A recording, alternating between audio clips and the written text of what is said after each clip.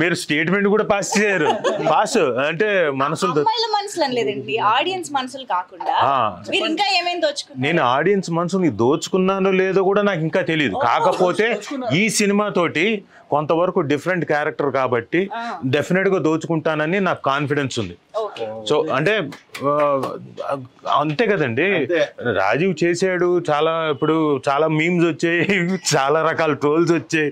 వీడు వచ్చాడంటే ఎప్పుడు పోతాడరా అని, ఈ సీన్ తర్వాత పోతాడేమో, వీడిని తీసుకొచ్చిందే సాగుకొట్టడానికి, ఇలాంటివన్నీ వచ్చాయి కదా సార్.